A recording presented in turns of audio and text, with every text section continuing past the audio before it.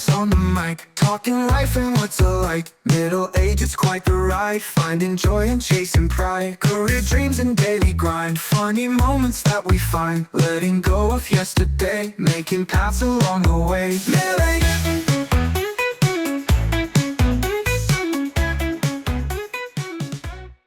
Right. Hi, Tim. Hello, Trav. I love that intro music. You know, a lot of people do. I know, I'm telling you. A lot of people do. You did a great job writing that song. Thanks, computers. Mm-hmm. Welcome, everybody, to episode 3 of season 2 of the Tim and Trav podcast, which is a sentence I never thought I would say. Yeah. What, Tim and Trav podcast? Or Yes, all of the above, exactly. Reminder for those who have been here before and an intro for your first timers, welcome. The Tim and Trav podcast is basically about life in our 40s and transitions and all that fun stuff in between. And this season 2, we're focusing on unique passions. And we found a guest today, Alex Lorton, who not only has a very interesting passion, but is also incredibly good at it, which we'll talk about more in his interview. So looking forward to that. Tim, you want to jump in? yeah, let's boogie. I mean, we have my new favorite topic here, couples card game. I think Known this as is icebreakers. Yeah. icebreakers. No, you can't. Don't talk about it as an icebreaker. I think we have to keep it at couples card game. I think that's much more fun. Okay, cool. And I'm just honored. You know, this is the first time I've ever been through a couples card game. I'm honored to share this experience with you. Didn't think that would happen. So Trav, our question today, what song or songs are at the top of your playlist right now? So I don't know if you do this. I keep kind of a running playlist of just new things that I like, and I'm a little bit weird in the sense, well, in a lot of senses, but in this sense, I like listen to them over and over again. Yeah. And it's not to the point that I get tired of them. It's just like, oh, this is kind of like, I really like this song and I almost want to, I don't know if it's just like commit the lyrics to memory or something. I don't know. But to answer the question, I love this song that was released, I think, in December of 2024 after it gained some traction on TikTok. And I heard it on TikTok first. And the way it worked then was you only could hear like 30 seconds of it. That's all they released. And so when I saw that it came out, I was like, oh, I want to hear this whole thing. It's a song called Share This. You built that up. This better be I good. know. Golly. I should work in PR. It's called Happy Ever After You, and it's by a married couple named Mackenzie Porter and Jake Etheridge. Cool. And they're not, as far as I know, they're not super well known, but what I thought was kind of cool about it was as they got some traction on TikTok, they started talking about the fact that they're both professional musicians who have never partnered on a song before, ever. Wow. They both do different types of music, and therefore they just never partnered together. And one night they were sitting in their family room, and they're like, should we just try something? And they tried it, and they made this incredible song, which I thought was kind of cool. So that's there you go. Can you Happy repeat the Ever title? After. Yeah. Happy Ever After You by Mackenzie All right. Porter and Jake Etheridge. I'm checking that out. Thank you. Yeah, we can't play anything here or we'll get sued, but go look it Well, up. we could, it would get us some traction. Yeah, Not the true. traction we're looking for, but I was going to traction. say, yeah, I don't really want to pay for a lawyer, but sure. That's What about you, true. dude? So I'm similar to you. I have Amazon Music. I don't know if that's good or bad. I know people use Spotify. It was just convenient at the time, so we have that. I have a playlist that's like 10 hours long if every song played. And I have to admit it was a great thing. At some point in my life I was having a party, I think like an upcoming barbecue, and so I created a playlist called Barbecue.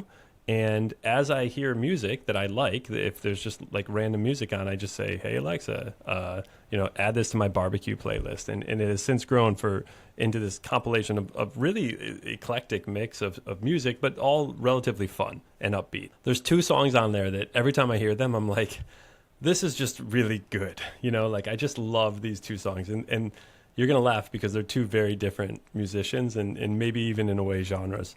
The first one is there's a cover by the band of Atlantic City that is so good. Bruce Springsteen's Atlantic City. Mm-hmm. And the band covers it, and I love it. It is so good. It's like folky, and I'm not, wise enough to really like try to describe what they do with it, but it's just awesome. I love the way they did that. And then the other one is I Don't Care by Justin Bieber and Ed Sheeran. It's a poppy tune, and honestly, I'm not going to lie. I love it. I love it so much. I think it's such a good song. So very different songs, but when those come on, I'm super happy. Nice. And for those who aren't aware, I have to share a little quick tidbit about one of the many things I love about Tim. He has probably the most eclectic musical taste of anybody I know, and he's never been shy about it. There's been no harm. No, and like when we were young, I remember this very vividly. You almost like exposed me to the idea that it can be cool to just like what you like. And it was one of those like, yeah, man, I don't care. We're driving my mom's 4Runner to the movies, and you're going to listen to Billy Joel. Yeah. And by the time we get there, you're going to love it. And it was like, dude, I'm 16. You didn't like Billy Joel? Well, like you're 16. Everybody was listening to kind of the same thing. And then it was like, oh, no, actually, this stuff is really good. You know what I mean? Yeah. It was like, and, you obviously have a very musical family. And, Yeah, that's helped. So, my brother has helped me tremendously. He's introduced me to so many great artists, some of which I think I can't even appreciate enough. The way he's hearing them, or the technicality and the skill that these people have. It's just very, very intense. So I'm going to check out your song. You check out those songs and tell me if you don't start dancing at some point. I would be surprised to hear that. Hey, I'm a terrible dancer, but I'll still do it anyway. I got to tell you, for a couples card game, you and I are on a great first date. I don't know. I know. I'm feeling so much closer to you than ever before. Oh, man. So we don't really, like we mentioned in the last episode, we have not released season 2 yet, so we don't really have any listener comments or questions at this point. But if you do have any, timandtravpodcast@gmail.com, please send them our way. We will be releasing these before, incrementally, so there will be time to actually answer them and stuff once we start airing. Tim, you got an awesome wife moment? Yeah, I have a good one. So Christy is the troop leader for Quinn's Girl Scout troop.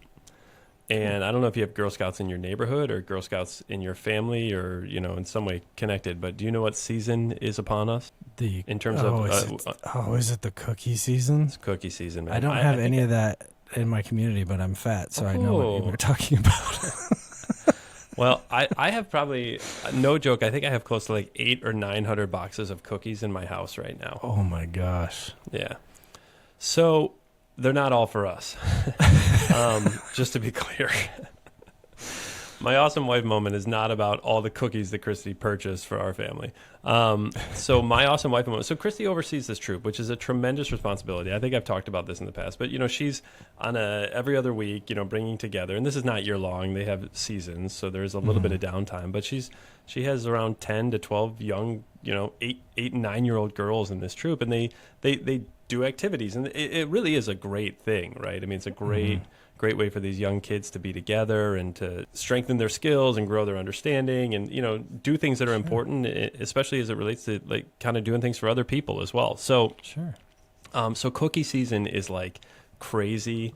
As anyone can imagine, it's a tremendous amount of responsibility. There's, you're bringing everything in, then you're getting it all out to the different members of your troop. And, it's just a ton of work, right? So, I mean, she finds time to do this in the wee hours of the night after a long and exhausting day of work and, stays on top of I'm so impressed with her ability to manage so many moving components and still keep her sanity, right? And still, like, be relatively normal and loving to our children and, just awesome all around. So, big shout out to her for her, her ability to manage a tremendous amount of work.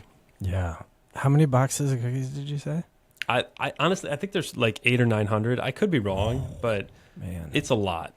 It's a lot of cookies. Yeah. Well, plus just the, general management of all those kids and just even in the room, much less all the planning. You know what I mean? Oh, that's yeah, man.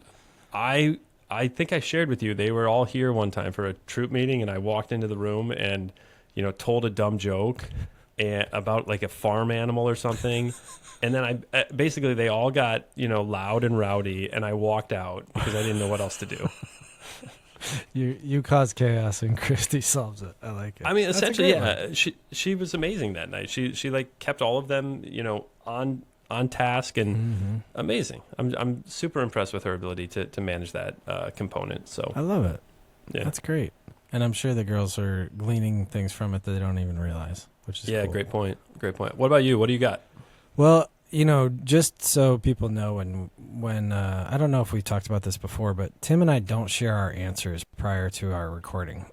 So what's kind of interesting, though, is that in a similar vein, my awesome wife moment with Kristen has to do with volunteering as well. Oh, wow. Kristen is on the board for a group called Cleveland Angels, which is an awesome group here in town who focuses on foster care. And we had an event over the holidays, or they had an event, rather. I shouldn't take any ownership of it, which was really cool. They brought in everybody from within their community who they serve, and they hosted a not a Toy Story, same actor, wrong movie, a Polar Express screening at a local theater, which was really cool, and all these people got to experience it. And there was like a stuffed animal drive and a bunch of other things that were really cool, like pictures with Santa and this whole event, right? And Kristen was obviously integral as a board member in planning it, but the thing I wanted to point out was, the whole family, me and the kids, went with her to the event. And I was thinking, we would go participate in what way we could. But what was cool was Kristen literally just put the kids to work immediately when we got there. It was like, hey, you can go help her do this. You can go help her do this. Elliot, stay here and, direct people. And what I realized was, as we were recording episode 2 of this season with Robin, Kristen's doing exactly what Robin was talking about. She is introducing the kids to this volunteerism, and I watched it happen in real time. And because it's so common for our kids, because of Kristen, I didn't even register with me at the time. It was like, well, yeah, this is what the kids do. We show up to these things, and she puts them to work, and they probably don't even realize that they're being as helpful or whatever. So that is my awesome wife, is the exposure to volunteering and helping, just the way Robin was talking about in episode 2. And if you haven't listened to episode 2 with Robin, please go back and listen to that. It's really good. That's a great story. Very cool. Great way to tie that into Robin's message as well. That's awesome. Yeah. Good stuff. We have cool wives. Yeah. Let's see here. What do we transition into now? Oh, something awesome. Yeah. Do you want to go first? I can if you want. Yeah, it'd be great. I've been waiting this whole time. You just like hearing my voice. Exactly. Okay. So this might not be the best transition because I'm going from volunteering and helping others, but I am a fairly big fan of a good old-fashioned pettiness. I can dip down in there pretty good. Say what you want, but one of the things that made me laugh is, we don't need to get into the specifics of it, but basically right now, folks who are listening at a different time, or even right now, I don't know, there is a possible governmental ban of TikTok in the U.S. And, say what you want about social media, about TikTok, about free speech, all those things. It is a messy topic.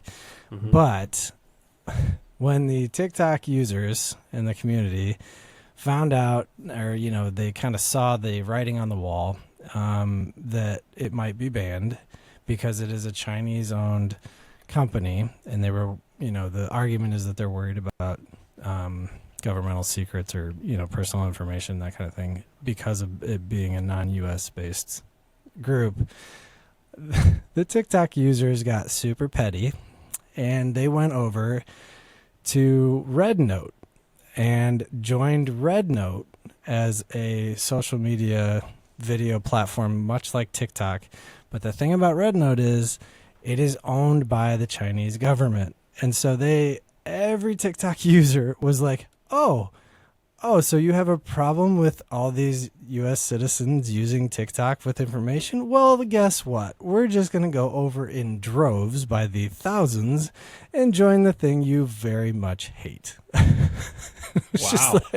And it was like, I don't know if they talked about it. I don't know if it was a big, I'm not tapped in quite enough. I'm not like a influencer by any stretch. I just watch it with my lizard brain. But the pettiness that it took to just in the thousands of just like, oh, you don't like you don't like this idea? Watch this.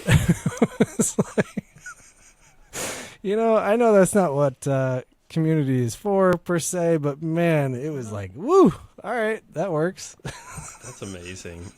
I've seen, snippets of that story, but I haven't been following it. I don't use the platform. I never even heard of Red Note, to be honest with you. That's the first time I've ever heard of it. Yeah, I hadn't either. That's very funny, man. Well, people will do as they please, right? And it's amazing how a mass movement can occur in a very short amount of time with some of these platforms. Exactly, yeah. It moves quick.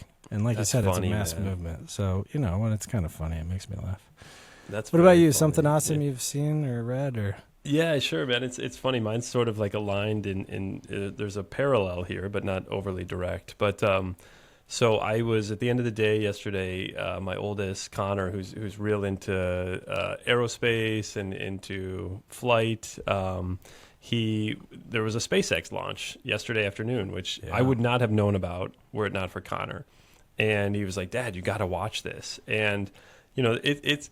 I just like, look, politics aside, right? This has nothing to do with like anybody in leadership roles there or whatnot. But the fact that the amount of people that go into like the brilliance and the intelligence that goes into making something like that happen is staggering and phenomenal on every level, right? I mean, you watch what this thing is doing, and it's just so mind blowing. What is going on and what the future holds for all of us as it relates to those efforts and the goal of those efforts. So I just, I love that my kid is bringing me into this because I really wouldn't be checking that out otherwise. But I think it's fascinating. I just think it's so interesting to send something like that into space. And the fact that they're like landing, I don't know if you saw that, but they're landing and catching the booster or whatever that other part of the rocket is when it's coming back down. And I don't know, man. I just feel, it also makes me feel so incredibly out of touch and so far behind when you think about the technology that's required to pull that stuff off. There's a lot of smart people in this world, and it's interesting when they put that wisdom into action. For sure. I have a question for you about that because I only saw one snippet actually on TikTok. It exploded or something. Didn't something went wrong? Yeah, when it was really? up. Not the parts separated. One came down. It was caught appropriately. Something else went wrong. I actually had to run to a meeting, so I wasn't able to catch that part. But I did hear that something happened. So I'm not exactly sure. Yeah, I'm not either, obviously. But apparently it happened over the Caribbean, and the footage of what it is, and like. First of all, I don't think anybody was hurt. So I didn't think about that. Yeah. Yeah, I don't want to sound glib in all this, but or insensitive, but apparently something went awry, like you said, and it exploded. But the light show over the Caribbean was incredible. Like I can only imagine what the people were thinking as they looked up, and like you said, like I had no idea that was happening. Frankly, I probably would not have known had the light show not been caught on video. But like I can only imagine like you're sitting on the beach and then all of a sudden you look up and it's like, what is that? Like that looks magnificent, but also is it dangerous? Yeah, we're doomed. Yeah, exactly. Yeah. So yeah, no, it's cool. I think we're only seeing the tip of the spear and what we're capable of.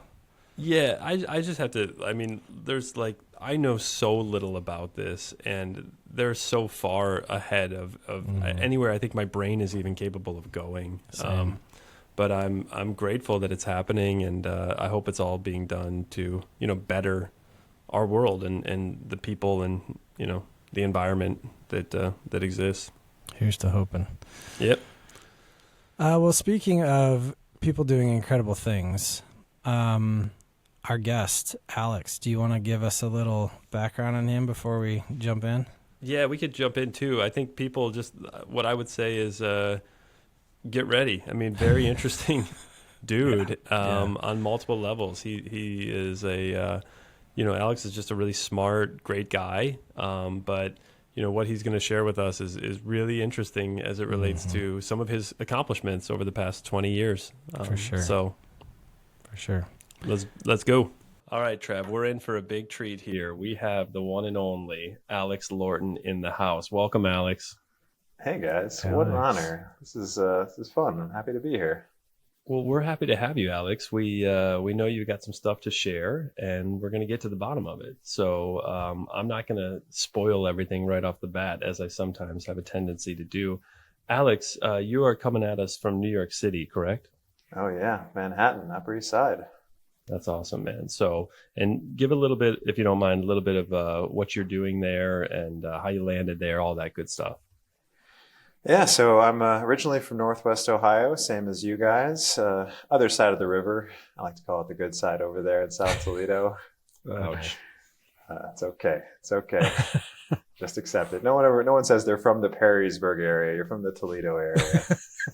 That's True. a fair point. Although none of us are there anymore, so I mean, I think there's probably good reason. Yeah, what's that mean? Yeah, it's a good place to be from. I grew up in Toledo, went to Philadelphia for college, out of Philadelphia, went up to New York, was in New York for a handful of years, out to San Francisco for a couple of years to start a company, and then eventually made my way back to New York to open my office here, and have been back in New York for 14 years now. So currently have 2 kids, my kids, Grant and Clara, still young, little kids, all the joy and pain and everything that goes with that, and my wife, Julie, in the Upper East Side. So Alex is a busy dude, I think. It's fair to say, right? Can you tell us a little bit about your work history and you know, you kind of recently experienced a unique movement as it relates to your company and that you had founded? Yeah, absolutely. So started the company 14 years ago with a good friend from college called Cater to Me, and ran it for the past 14 years. The company is based on helping other companies to basically enable and manage food programs in their offices. So did that in a very concentrated and deliberate way. We were hit hard by the pandemic, as you might imagine, when everyone went home, but managed to make our way through that and got the company back to the place where we were ultimately able to sell it just this past fall, which was a really important and big milestone. So I was incredibly proud to have achieved that because it was. It was like the end of a very long race in a lot of ways, and getting to that finish line was a huge accomplishment. And I'm continuing on and being able to now see, my baby in a lot of ways, see it now grow into something new and interesting. And I'm gonna stay on for as long as it continues to be fun and exciting, which it still is. Right on. Cool. Yeah, that's awesome, man. And that sounds like a process. Yeah. This was a big company, right? You had lots of employees. We were up to 200 people. Yeah. Yeah. Wow. So, in doing some significant business and something you had grown for 14 years. So, how long did that actual sale process take? Yeah, I mean, it took a good 6 months from the time we started the conversations, and I mean, as intense of a period as I've ever been through, from just trying to make sure that we were really getting to know everything about the company that was going to acquire us, because so they needed to know everything about us and really sort of had to turn us inside out. But we also really wanted to make sure that we knew who they were as well, because it was important to me that we were finding the right home, right? Because all of our employees are continuing to work there and with the acquiring company, and that cultural fit and that it's just sort of ethos and the way that we went about business had to be something that made sense. Neither I nor my business partner Zach we're just gonna sort of throw away all of this progress into something that we didn't really believe in and continue to believe in.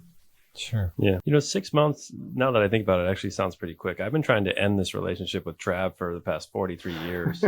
Yeah. Well, you're not nearly as smart as Alex. So well played. All right, Alex. So this is cool. I mean, you've done some really, really incredible work, and offering opportunities and employment to 200 plus individuals, meeting the needs of all of the organizations that you help support is really staggering and phenomenal. We're not here to talk about that. However, what we're here to talk about, because this is season 2 of the Tim and Trav podcast, a very illustrious podcast, which we know you listen to all the time, right? Have we broken double digits in listeners yet? Are we in our... Oh, we're in the high teens now, Alex. All right. Yeah. Yes. Our moms have created multiple accounts to listen. Yeah, so absolutely. It's meeting They're all the need burner there. accounts. So the fun thing about this season is talking to people, and the reason that we want to talk to you is because we also understand that you're an avid runner and a pretty serious runner, and you compete pretty seriously at some pretty high levels as well. So can you tell us a little bit about that? Yeah, so I'm primarily a marathon runner, but also run ultra marathons and really all distances from the mile up to 50 miles. So I've always been a runner, or always at least sort of known I eventually was going to be a runner. My dad was a very good runner when he was younger. And I could always just tell when I was a kid that whatever sport we were playing, soccer, basketball, or whatever, my primary strength was that I could just outrun everybody and go longer than everybody. And eventually made my way onto the track and cross country team in high school and did well there. And then when I went to Penn of undergrad, I sort of chose not to join the track or cross country team there, because I really just wanted to focus on school and focus on education there, because I knew it was going to be a big challenge. But eventually, I found that just kind of having a specific goal was something that I was missing by not being on the team. So I decided I was going to start running marathons, and I ran my first marathon the spring of my sophomore year when I was 20. And so I loved it. And my first marathon, I wanted to just break 3 hours, and I did. I ran 2:59 in my first marathon, Nice. which I know a lot of people, they'll go their entire lives with not getting there. So Yeah. I knew that at least I had some level of aptitude for it, and then just continued running them, and sometimes 2 a year, sometimes just 1 a year. I usually try to run 1 in the spring and 1 in the fall. But just have continued to run them up until and through now. And like I said, I also do other distances. I've done a couple 50 milers, 50 Ks, a couple 60 Ks. Just kind of crazy distances. I'm seeing Trav's face. Gosh, I feel so lazy right now. That's amazing. Can I ask real quick? Yeah. When you decided, I think it's suffice to say that you and I had different college experiences in general, but was anybody in your circle really shocked that you, as a sophomore in college, picked that up, decided hey, I'm going to go run a marathon among all this other stuff? I don't think so. I think everyone's always known that I'm kind of that type A and need something to keep me going. Okay. So yeah, I think I know when I talked to, when I was talking to my parents after I decided I wanted to start and go run, my dad was a runner, and he said, yeah, I sort of figured that you'd find something like this, because, I decided not to run on the team. As a fellow runner, he sort of knew what that drive was, that kind of itch Sure. in the back of my head to say, I got to get out and do something. And, just running on a day-to-day basis is certainly fine. But, I find that when I'm between training cycles and just going out for my average run, it's fulfilling, but not to the same degree as when I know I'm really pushing, for a specific goal. And at some point I'm sure I'll get to that place where I'm not pushing for specific goals anymore, but then I'll find some other goal, something else that will kind of keep me going. And, I think that's, in a lot of ways, that's what kind of, I think is a thread that ties together that and my professional experience is really always trying to find that next goal, that next finish line. I think that's a big motivation for me. Sure. I can see the correlation there too, obviously, between, your regular life, if you will, like your work life and that kind of dedication. Do you feel like you treat running like a pressure release? Like, is it a stress relief, or is it? Yeah. Oh, something absolutely. different? Absolutely. It's, the starting and running a business, was and is stressful in a way that I never really had anticipated. Incredibly rewarding in a lot of ways, but ultimately, all of the responsibility falls on me. Again, there's so much that's very cool about that, and sort of knowing that I was the person that people looked up to meant a lot to me. But all of the HR issues, all of the finance issues, everything, there's always just something in the back of my mind. It never could turn off. I mean, I haven't taken a vacation or gone anywhere really without my laptop, in the last 14 years, right? I've never really had a true vacation. So when I wake up in the morning and I have that chance to just go out and run, and I find that when I'm running, my mind clears in a way, and that kind of internal chatter goes away in a way that at no other point in my day can I really quiet my mind in the same way. And if I find that I'm still thinking is something that was really on my mind, I just go faster until I sort of force my body to think of nothing else but the actual, just physical side of things. Yeah, that movement, that motion is it's sort of therapy, of just that alone time. And I think I do ultimately like that bit of solitude as well. I've got nothing else I need to do in that half an hour and a half, whatever I'm running, just other than just kind of be by myself and go out and just enjoy the motion. And like I said, I have 2 young kids, so that's it's a busy. There's lots going on, Sure. and it's fatiguing in a way that I think if I was a little bit more sane, I would probably back off a bit. But I think having that extra, just having that extra kind of feeling with me over the course of the day, knowing that I've gone out and I've achieved that. Also, then I think just there's something about it that makes me feel accomplished that I've gone out and done that. Sure. All right. Sure. So I gotta jump in here, Trav. I'm sorry. Go for it. No, go for it. Look, so he's being incredibly modest, and I respect that, Alex. I respect. I didn't know you had that in you, but I respect that. When I first met Alex, we were talking about the Buffalo Marathon, right? Not when like early in our friendship, we were talking about the Buffalo Marathon, and I was saying I was preparing to run the Buffalo Marathon, and he said something like, "Oh yeah, I ran that last year," and I go, "Oh nice, how did you do?" Thinking like, "Oh, I'm gonna cream this guy, right? Like I've definitely got this." And he said something like, "Alex, correct me if I'm wrong. I finished 5th or 7th, like Sixth. He was 6th. 6th. Okay, so he's like top tier. Like, how many thousands of people run that race? Just tell us right now. Buffalo, I think, was probably about 10,000 people. Yeah. So generally, I finish inside the top 1% of any race that I run. So this is what's a little ridiculous. He hasn't he's just talking about running and how it's therapeutic and all that stuff. The guy's competing at a very significant level to come in 6th. Yeah. Yeah, you're talking about it like I talk about the Peloton. Wait, you're like top 1%. I'm sorry, hang on. Now I have more questions. So yeah, you're obviously excelling at this level.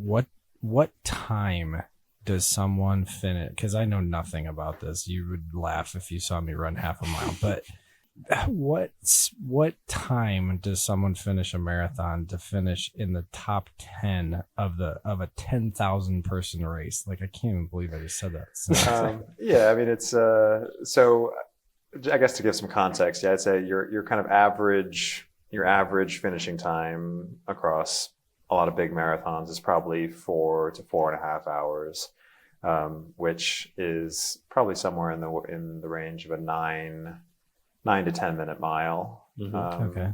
So my most recent marathon, and this is something I'm also really proud of. I was able to set my personal best at 40 just this past fall in Berlin, running a 2:39, which is 6:04, 6 minutes, 4 seconds per mile.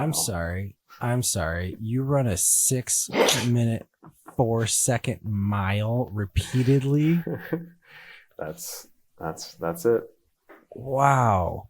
What place did you That's come in there? amazing. You know, this was crazy. I came in 900th, which was my worst position I think I've ever come in a race, but it was out of 55,000 people. So I'll give myself a little bit of leeway. But yeah, it was a really competitive race. I was going to say it probably, I would wildly imagine competitive race. Yeah. Wow. That's crazy, Alex. Yeah, this is congratulations. That's amazing. It's an amazing level to compete at. I mean, on top of everything you have going on there. But I mean, how do you man? Like, how much? I don't even know really what to ask, because I've run 2 marathons and I thought I was going to die at the end of both of them. It was so incredibly painful. Forget this. What's that? I ran a half and I said, forget this. I mean, really, it takes so much. And I think what really got to me too was there's months of preparation for this. And, I probably wasn't doing certain things right in terms of my diet, or in terms of, cross training and using an elliptical, or, trying to strengthen other pieces. But how do you get as good as you are at this? I really think it is that repetitive cycle of getting a little bit better each time, and pushing yourself a little harder each time.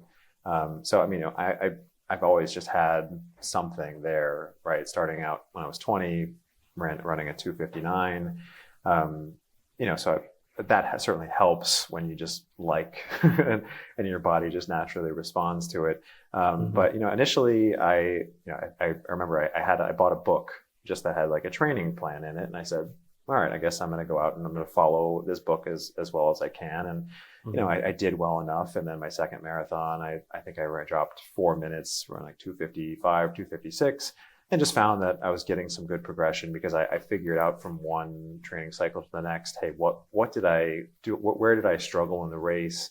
Did I feel like it was the distance? Did I feel like it was the pace?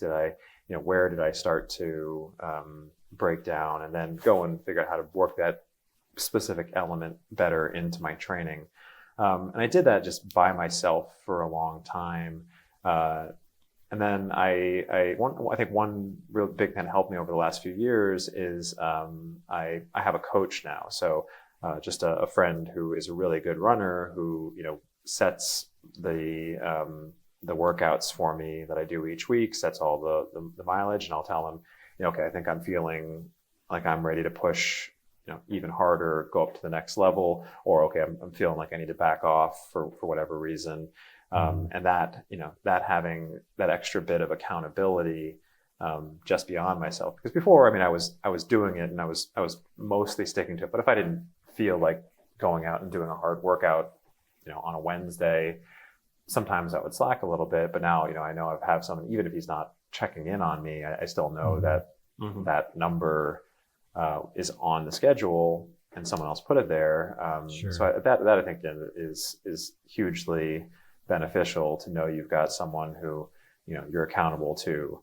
And I'm not a big sort of social media and sharing in a lot of other ways. So I went on a 10-mile run today. I don't. That's not my style. So just knowing at least there's someone watching I think really did change a lot of the way that I train, and also knowing that this is someone who is an expert at what they do and can help in those little areas, push me beyond where I was able to get to by myself.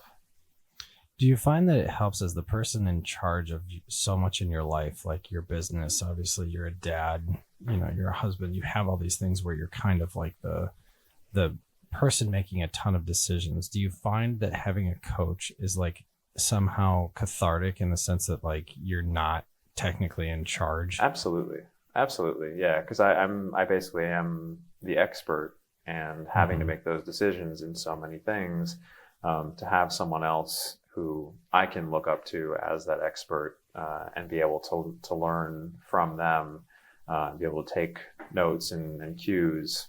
Yeah, makes such a difference. Yeah, and also just that to take that mental load off, and then I think there's less regret also if I run a race and I don't hit a goal. I'm not thinking, oh, what could I have done differently? I talk about it with my coach. We discuss it. We set the plan going forward. Interesting. Yeah. Interesting. I have this is going to sound a little silly, but I have a question. You were talking about, mentally releasing as you're running, and, it's that kind of almost therapy for you. Do you listen to anything while you run, or are you like a no AirPod, no headphone kind of runner? Trav, he listens to our podcast. Oh, right. Yeah. He's our 11th listener. Do my dulcet tones keep you at pace? His speeds have actually he's running much slower marathons ever since he started listening to our podcast. No, we're just the fills PBs. me with rage. It's performance enhancing. He's sitting there going, "Why is podcast equipment so cheap?" Who bought these guys a microphone? Who's allowed? Is this what free speech gave us? This nonsense. All right, Alex. Trav asked a good question. I am curious about that. I really don't listen to anything. Wow. I really try to be as pure in that sort of time and space as I can. Which is tough. I mean, especially in some of the just middle of the week, 5:30 in the morning, 10-mile runs. It's a lot, but I and there are times where I'm incredibly tempted to say I just need something to keep my mind occupied. But 5 minutes in, I've got my rhythm going.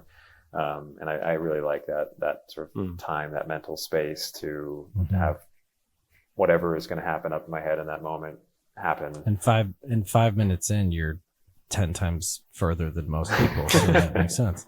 You're talking about you ran in Berlin, you've run in Buffalo, and how many different places have you done a race? Do you know? Good question. I've done 29 marathons and I think 6 or 7 ultra marathons, ranging from LA to, I guess, Berlin is the farthest. So I've done a handful in Europe, Paris, Rotterdam, Manchester, and then in the US, New York 8 times now, Boston 4 times, a bunch around sort of the New York, New Jersey area, and then a handful in Ohio as well, Chicago. Yeah, I mean, that's also something I really love about this, is that it gives the opportunity to travel, and not just for the races, but I've always found that running through a city is just such a great way to see a ton of a new place really quickly. And just to get kind of a general lay of the land. If I'm in a city, even just to sort of do sightseeing for a few days, starting out with a run, just kind of getting an orientation, and just getting that quick sense of the place before heading out just for a more leisurely stroll is I love it. That's my favorite part of traveling, is being able to go out and run in some new place, and then to go and run a race somewhere. I mean, this Berlin Marathon was incredible, not only because it was my fastest time, but people are so incredibly nice, and wearing the finisher's medal around afterwards. Everyone is so nice. I mean, I love the New York City Marathon. I live on the course. I'm right near, right before mile 18. But that marathon day in New York is, people are actually nice to each other for one day. Everybody's happy that day, right? Everyone's happy. Everyone's nice. There's some great energy. There's great energy there. Yeah. So do you have a favorite location of every place you just mentioned? Or a favorite race? Of all the races, I think Berlin, everything, just an incredible course, great fan support.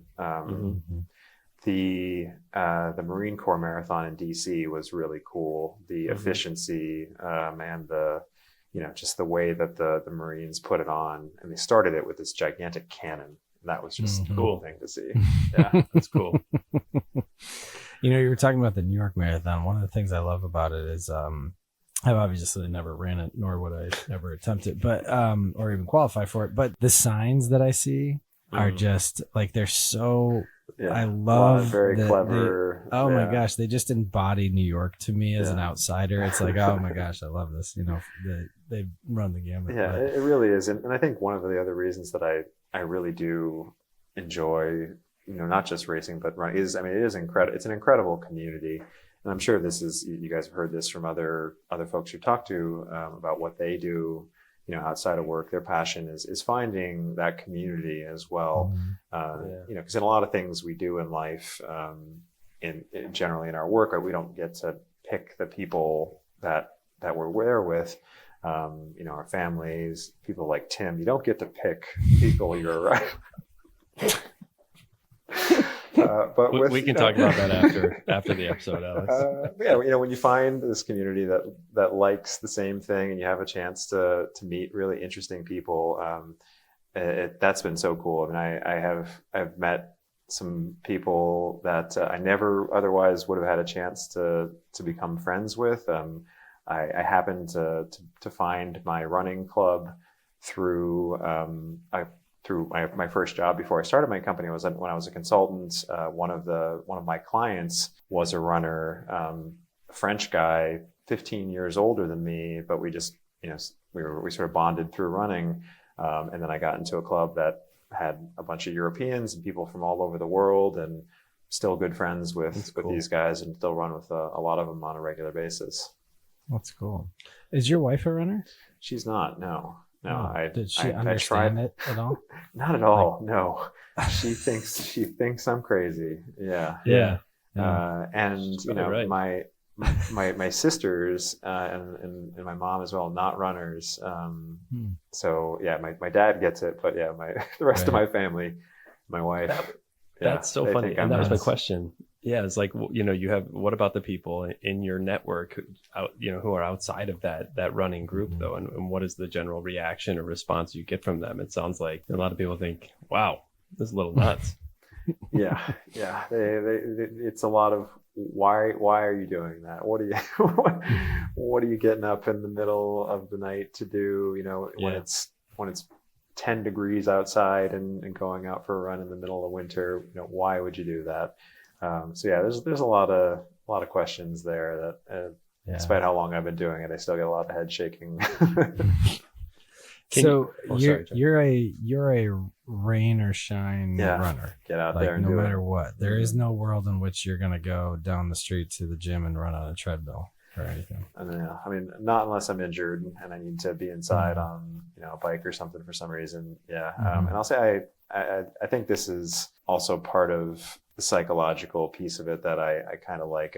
I found in life that I thrive when there is a challenge.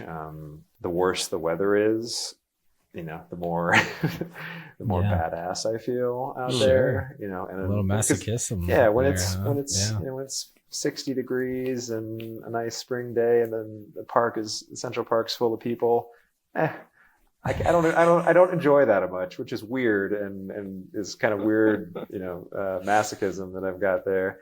But as when it's, when I'm the only one out and it's terrible weather and, the only looks I get from anyone else who happens to be passing by is, why are you doing this? Right. I find some enjoyment in that. I have this like movie set vision of you like running past the only people that are out are like people delivering newspapers and baking bread. It's like it's not far like off from that. Yeah.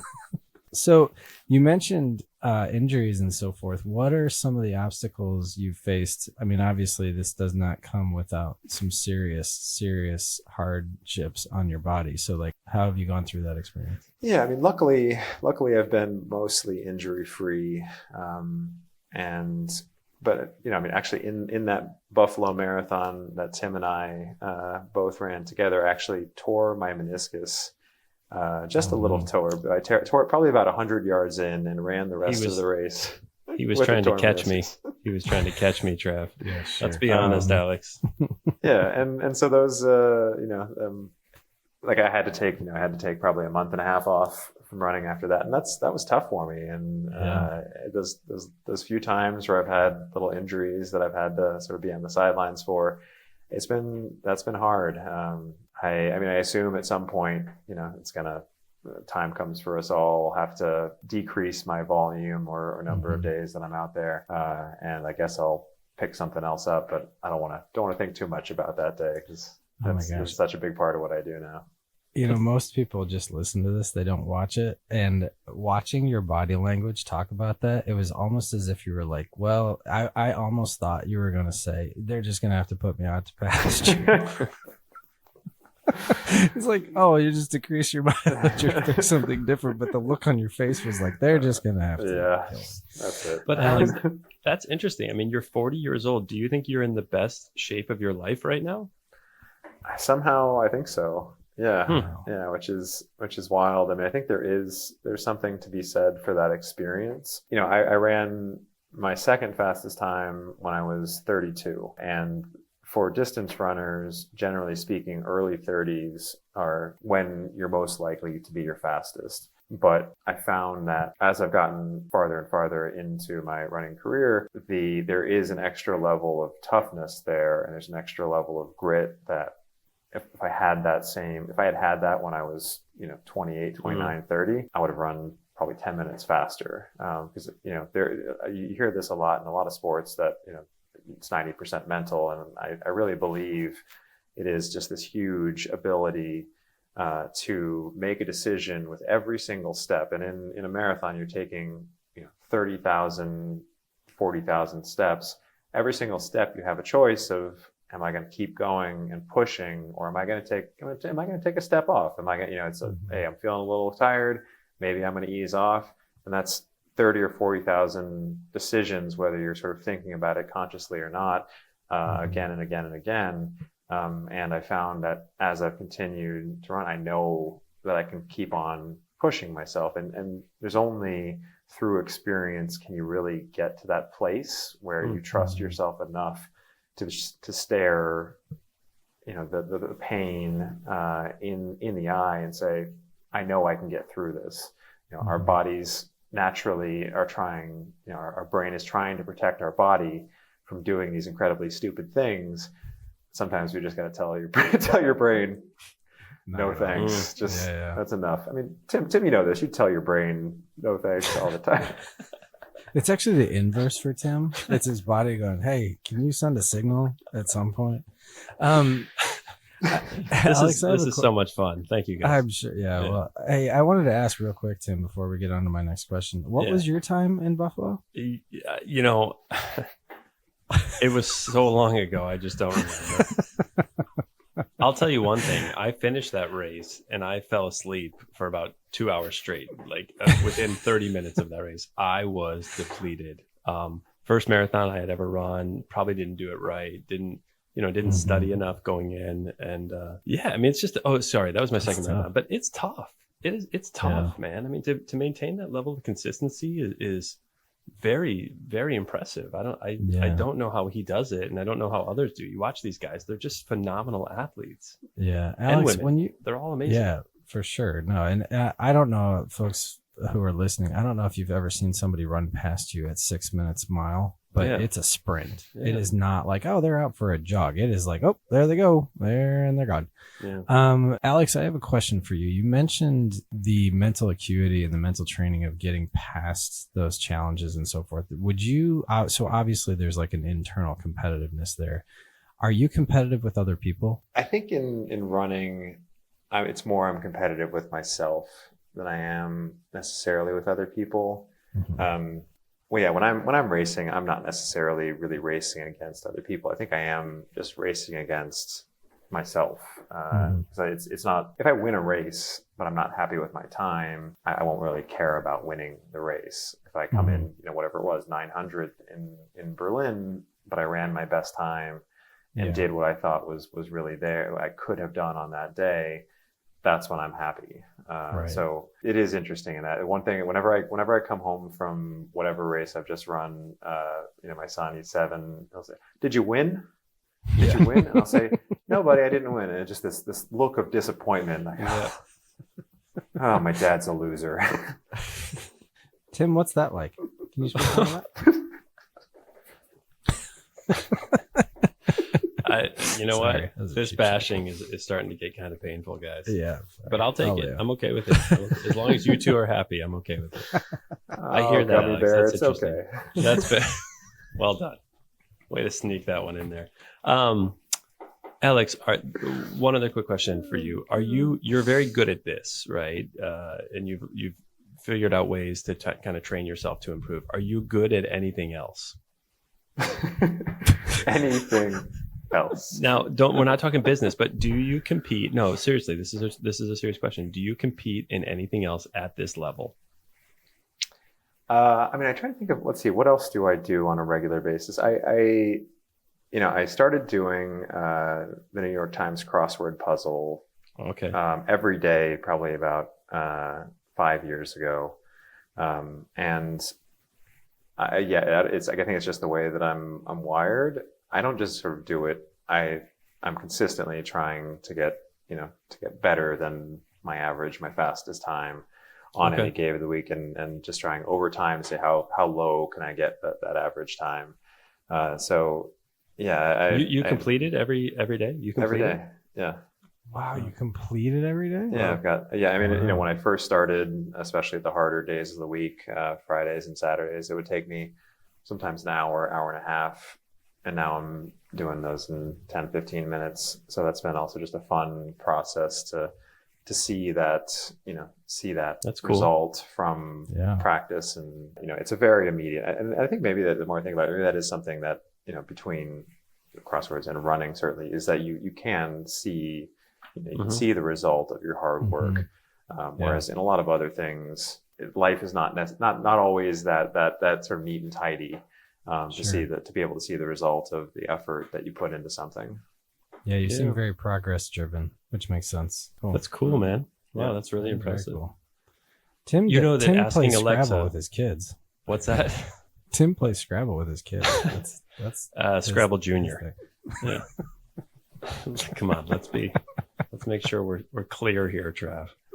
So, Alex, this has been really, really fascinating. I think I'd love to hit you with our impact question, if that's okay. Our final question, Trav, unless you have anything else. No, go for it. Yeah, cool. So Alex, the question that we ask all guests is name one person or experience that has had a profound impact on the individual you are today. I think the experience of getting essentially cut from the JV basketball team in high school was one of the most impactful things in my life, and I think it in some ways ties into me becoming a runner, but more generally, I had kind of sailed through middle school and grade school, straight A's in high school, all of those kind of things, and I was on the soccer team. I was on the freshman basketball team, got to JV basketball and just knew I was not going to make it, knew I wasn't going to make it. So I didn't even wait to get cut. I just, after I think the second day of tryouts, I just said, no, I'm not going to make it. And that was I remember that being so incredibly tough because I loved playing basketball. Mm-hmm. I can remember, as a little kid, thinking, oh man, I'm definitely going to the NBA. It's a sure shot. You had all the jerseys. Yeah, all the jerseys. Loved watching NBA basketball. So to have something like that where it kind of fundamentally changes who you think you are, and to have that failure, it helped me to say, well, I don't need to just be this one thing, right? I can be other things, and I can find other things that I'm good at that I can then go on and continue. And for being this sort of very progress and results driven person, to have something like that happen at a fairly young age, but still be able to sort of say, okay, well, this is not the end of athletics for me. And eventually soccer, it was the same thing. I played JV soccer, but I knew I wasn't going to make the varsity soccer team, because at a certain point I couldn't just run past anyone anymore. I actually had to be able to do something with skill, which I realized I didn't possess. But then that led me to the cross country team, and I ended up sort of being an all city runner there.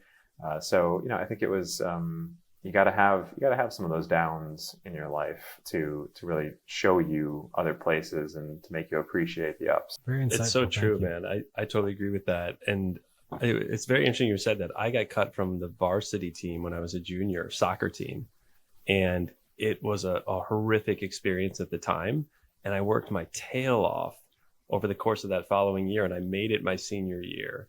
And I'm not a very good soccer player, but I recall that as you're sharing that, I recall that experience right now and thinking about that. And I love the way that you frame that, both for young people and then for us as parents, right? Because our kids will experience these things, and we're going to have to be there to help support that process. So I love the way that you are looking at that, and I really appreciate you sharing that. Yeah, of course. Wow, man. I feel like I'm going to put on my running shoes and get outside right now. Christy's going to go, where are you going? Right. Tim, just remember all of the restraining orders you have in effect. So you got to watch out where you go. It's a very specific. Oh, my route. Lord. I can't catch a break tonight. You can tell that we have a beautiful friendship here amongst the three of us. So, Yeah.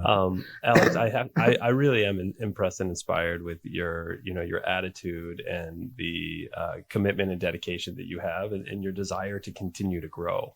I think that's really a phenomenal attribute that you possess. And, it's something that would benefit all people to continue to look at life that way. How can I get better at this? How can I challenge myself more? And what does a challenge mean? So a lot of takeaways for me from this conversation. I'm really grateful and just really glad to know you, even though I know you don't feel the same way.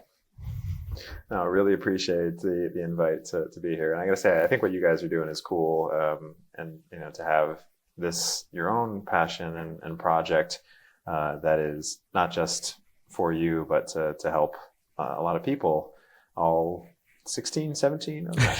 No, really, it really is cool. And to know that there are these shared experiences that a lot of people are going through, and, to put words to it is really neat. Yeah. Cool. Thank you for that. I appreciate thanks, that. man. Everything Tim said is absolutely correct. Thank you so much for the insights. I think it's pretty easy to kind of blow somebody off in terms of like, well, they're a runner and I'm not really a runner. So it's cool to actually, sit you down and not try and catch up with you. So, so thank you. Thanks, guys. Yeah, man. So keep going. We'll look for you winning one of these big races one of these days. We'll have you back on to celebrate that. Well, it took me 20 years to drop 20 minutes. So I think that's got to be continued, just straight line. If my math is right, I think by the time I'm 100, should be a world record holder. So. Yeah, you're going to be amazing. We'll be like season 48, something like that. We'll be good to go. Cool, man. Well, Stay Alex, well, thank Alex. you so Thank much. you. Yeah, of course. Thanks, guys. All right, cool. Well, Alex, thank you again. Incredibly interesting, and you're far too humble, frankly. So I'm glad Tim pulled that out of you. But He was humble to start, but then he got really arrogant. if you can't When he tell, started folks, talking about the there's a background crosswords. here. Oh What's my that? gosh, the crossword. I literally, the whole time we were listening, I was like, man, the physical acumen of this is insane. And then all of a sudden he was like, oh, by the way, I do the the crossword every day. I was like, all right, I'm gonna go eat a donut and Yeah. Watch Netflix and eat a donut. Yeah, no, I mean it is pretty phenomenal. It makes me want to try to kind of be a little bit more regimented in my workout routine, and it's just, I don't know. But at the same time, I think some people just are built to take on certain things like that, Mm-hmm. that others are not. I don't think I could ever, even at my peak level of health and or whatnot, I just don't think I could run a marathon that quickly. No, dude, absolutely not. I think, honestly, the fastest mile, I was trying to think about this after our interview. I think the fastest mile I ever ran was like 6:05. And that's one. That's great. Yeah. When I was super young, and it was 1 mile, like one, like I got to collapse after that. He just does it repeatedly. You weren't on a moped? I was not that Okay. time. All right. Well, then that I counts. was on a moped. You should have told him that you ran a 6-minute mile. That would have been nice. Oh, no. Are you kidding me? Steal that thunder? No, he would have been like, congrats. I did it 26 point. What is it? 26 point. 26.2, yeah. Oof. Yeah, so thank you, Alex, for joining us. That was really very informative, very fun, and we'll look for you on the New York City Marathon. There you go. Hopefully he'll be crossing that finish line someday in the future. Yeah, in for first. sure. Yeah. All right. Well, that about wraps it up, man. Yeah, we're in good shape. That's great. Thank you, everybody, for listening. This has been a fun episode of the Tim and Trav podcast. Like we said, if you have any questions or comments or gripes or anything of that nature, timandtravpodcast@gmail.com is where you can send those. Thanks, everybody. Thanks, Trav. Talk to you later. All right. See you, buddy. Tim and Travis on the mic, talking life and what's it like. Middle age, it's quite the ride. Finding joy and chasing pride. Career dreams and daily grind. Funny moments that we find. Letting go of yesterday, making paths along the way. Middle age.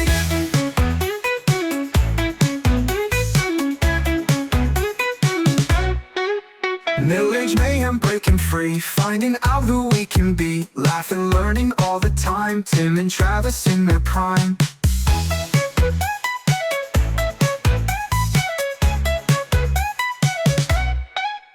Every step a brand new plan, older, wiser, still we stand. Navigating through the years, sharing stories, laughs and cheers.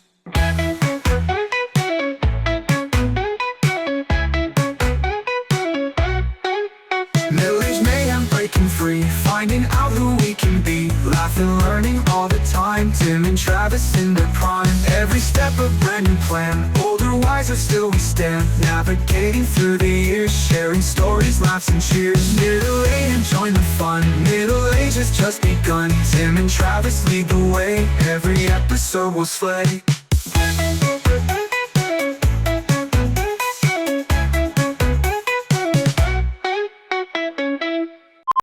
Hold on, let me start over. Yeah, and Trav, you didn't mention the fee to participate in this. I mean, it's never really that great, you know? Did I ever share my nickname with you, Trav? I have a list. Of course I have a list. Generally boring. Yeah, I He's a like wild chasing little people. I like to chase people. You'd be amazed Yeah. how sneaky this guy is. I mean, you know. Oh, I do know. Yeah.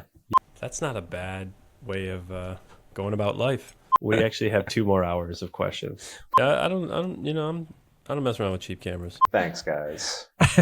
That was fantastic. Trav, this podcast is over. Stop the recording. I'm leaving. I'm going to bed. Well,